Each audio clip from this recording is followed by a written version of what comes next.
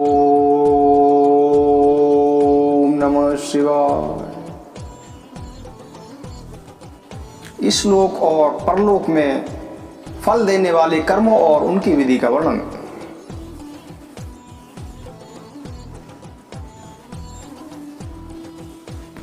उपमन्यु ऐहिक फल देने वाले अर्थात यही फल देने वाले कर्म तथा परलोक में फल देने वाले पूजन, जप, तप, ध्यान और दान में महान धर्मों की विधि का वर्णन किया। इसके अनंतर भगवान श्री कृष्ण के यह पूछने पर कि महेश्वर की पूजा लिंग में क्यों होती है, शिव लिंग स्वरूप कैसे हुए, उपमन्यु जी ने कहा कि यह लिंग ही मूल प्रकृति है और यह चराचर जगत उसी से उत्पन्न हुआ है। शिव और शिवा का नित्य अधिष्ठान होने के कारण यह लिंग उनका स्थूल विग्रह कहा जाता है।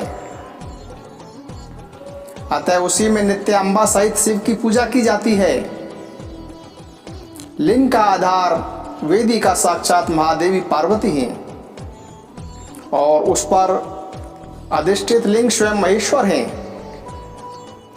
उन दोनों के पूजन से ही शिव तथा पार्वती पूजित हो जाते हैं। वह देवी परमात्मा शिव की पराशक्ति हैं। वह शक्ति परमात्मा की आज्ञा को प्राप्त करके चराचर जगत की सृष्टि करती हैं। उसकी महिमा का वर्णन सैकड़ों वर्षों में भी नहीं किया जा सकता। योग एवं उसके अंग। भगवान श्री कृष्ण के द्वारा परम दुर्लभ योग का वर्णन सुनने की इच्छा करने पर उपमन्यु बोले कि हे श्री कृष्ण, जिसकी दूसरी वृत्तियों का निरोध हो गया है, ऐसे चित्त की भगवान शिव में जो निश्चलता वृत्ति है, उसी को योग कहा गया है। प्राय योग 8 या 6 अंगों से युक्त होते हैं। यम, नियम, आसन, प्राणायाम, प्रत्याहार, धारणा, ध्यान और समाधि, ये योग के 8 अंग बताए गए हैं। कहा गया है कि उत्तम योग का अभ्यास करने वाले योगी के सारे अंतराय शीघ्र नष्ट हो जाते हैं और संपूर्ण विघ्न धीरे धीरे दूर हो जाते हैं।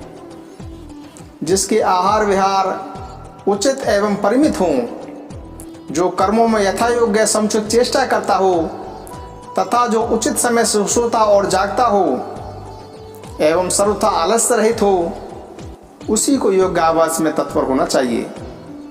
उसे ही सफलता प्राप्त होती है। उपमन्यु जी ध्यान की महिमा का वर्णन करते हुए कहते हैं कि भगवान शिव का चिंतन एवं ध्यान करने पर सब सिद्धियां प्रत्यक्ष और सिद्ध हो जाती हैं। जिस जिस रूप में मन की स्थिरता लक्षित हो, उसका बारंबार ध्यान करना चाहिए। कुछ लोग मन की स्थिरता के लिए स्थूल रूप का ध्यान करते हैं। स्थूल रूप के चिंतन में लगकर जब वह चित्त निश्चल हो जाता है, तब सूक्ष्म रूप में वह स्थिर होता है। जिनके सारे पाप नष्ट हो गए हैं, उन्हीं की बुद्धि ज्ञान और ध्यान में लगती है। जिनकी बुद्धि पाप से ग्रसित है, उनके लिए ज्ञान और ध्यान की बात भी अत्यंत दुर्लभ है। जैसे बहुत छोटा सा दीपक भी महान अंधकार का नाश कर देता है, इसी तरह थोड़ा सा योगाभ्यास भी महान पाप का विनाश कर डालता है। श्रद्धा पूर्वक क्षण भर भी परमेश्वर का ध्यान करने वाले पुरुष को जो महान श्रेय प्राप्त होता है, उसका कोई अंत नहीं है। ध्यान के समान कोई तीर्थ नहीं है, ध्यान के समान कोई तप नहीं है, ध्यान के समान कोई यज्ञ नहीं है। इसीलिए ध्यान अवश्य करना चाहिए।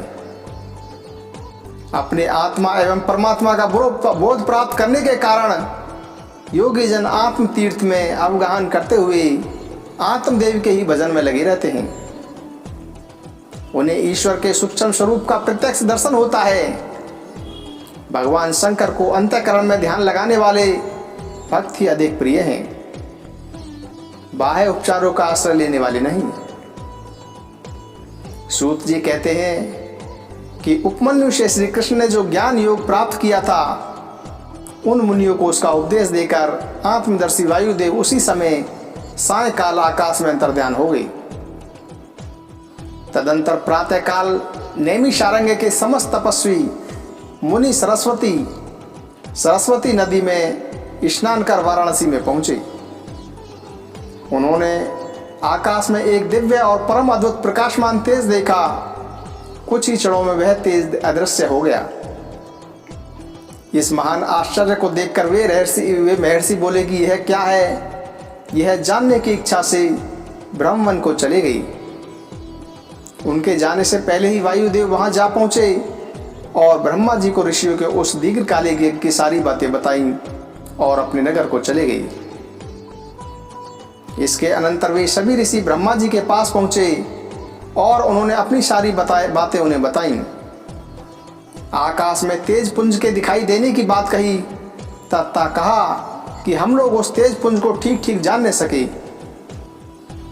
मुनियों का यह कथन सुनकर विश्व सृष्टा ब्रह्मा ने सिर हिलाकर गंभीर वाणी में कहा कि हे महर्षियों, तुमने दीर्घकालिक सत्र द्वारा चिरकाल तक प्रभु की आराधना की है, इसीलिए वे प्रसन्न होकर तुम लोगों पर कृपा कर रहे हैं। तुमने वाराणसी में आकाश में जो दीप्तमान दिव्य तेज देखा था वह साक्षात ज्योतिर्मय लिंग ही था। उसे महेश्वर का उत्कृष्ट तेज समझो। तुम लोग मेरु पर्वत के दक्षिण शिखर पर जहाँ देवता रहते हैं वहाँ जाओ। वहीं मेरे पुत्र सनत कुमार निवास करते हैं। वे वहाँ नंदी के आने में प्रतीक्षा में हैं। ब्रह्मा जी ने इस प्रकार आदेश देकर भेजने पर वे मुनि मेरु पर्वत के दक्षिणवर्ती कुमार शिखर पर गए। सूत जी कहते हैं कि वहां मेरु पर्वत पर सागर के समान एक विशाल सरोवर है जिसका नाम स्कंदसर है। उसका जल अमृत के समान स्वादिष्ट, शीतल और स्वच्छ है। वहां शिष्ट पुरुष जल में स्नान करते देखे जाते हैं। सरोवर के किनारे पितृ तर्पण करने के उपरांत छोड़े हुए तिल, अक्षत, फूल और कुश आदि से युक्त यह सरोवर स्नान आदि के लिए द्विजों का मानव परिचय सा देता रहता है। इस सरोवर के उत्तर तट पर एक कल्प वृक्ष के नीचे हीरे की शिला से बनी हुई वेदी पर कोमल मृग चर्म बिछाकर सदा बाल रूपधारी सनत कुमार जी बैठे थे। नैमिषारण्य के मुनियों ने वहां सनत कुमार जी का दर्शन किया तथा सनत कुमार जी के पूछने पर उन ऋषियों ने अपने आगमन का कारण बताया। उसी समय सूर्य के समान तेजस्वी एक विमान दृष्टिगोचर हुआ। वहां मृदंग, ढोल और वीणा की ध्वनि गूंज उठी। उस विमान के मध्य भाग में दो चवरों के बीच चंद्रमा के समान उज्ज्वल मणि में दंड वाले शुभ छत्र के नीचे दिव्य सिंहासन पर शिलाद पुत्र नंदी देवी सुषा के साथ बैठे थे। उन्हें देखकर ऋषियों सहित ब्रह्मपुत्र सनत कुमार मुख प्रसन्नता से खिल उठा।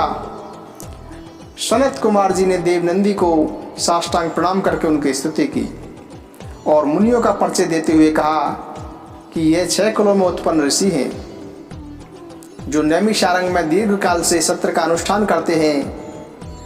ब्रह्मा जी के आदेश से आपका दर्शन करने के लिए ये लोग पहले से ही यहाँ आए हुए हैं। ब्रह्मपुत्र सनत कुमार का यह कथन सुनकर नंदी ने दृष्टिपात मात्र से उन सब के पासों को तत्काल काट डाला और ईश्वरीय शैव धर्म एवं ज्ञान योग का उपदेश देकर वे फिर महादेव जी के पास चले गए। सूत जी कहते हैं कि सनत कुमार ने वह समस्त ज्ञान मेरे गुरु व्यास जी को दिया। पूजनीय व्यास जी ने मुझे संक्षेप में यह सब कुछ बताया और उस ज्ञान को मैंने संक्षेप में आप लोगों को बताया। अब मैं सफल मनोरथ होकर जा रहा हूं। हम लोगों का सदा सब प्रकार से मंगल हो। सूत जी के आशीर्वाद देकर चले जाने और उस महायज्ञ के पूर्ण हो जाने पर वे सदाचारी मुनि काशी के निकट निवास करने लगे तथा पशुपात से छूटने की इच्छा से उन सब ने पूर्णतया पाशुपत व्रत का अनुष्ठान किया और वे महर्षि परमानंद को प्राप्त हो गए। व्यास जी कहते हैं कि इस पुराण को बड़े आदर पूर्वक पढ़ना अथवा सुनना चाहिए। जो मनुष्य भक्ति परायण हो इसका श्रवण करेगा वह भी इहलोक में संपूर्ण भोगों को भोग कर अंत में मोक्ष को प्राप्त कर लेगा। यह श्रेष्ठ शिव पुराण भगवान शिव को अत्यंत प्रिय है। यह वेद के तुल्य माननीय भोग और मोक्ष देने वाला तथा भक्ति भाव को बढ़ाने वाला है। ओम नमः शिवाय। ओम नमः शिवाय।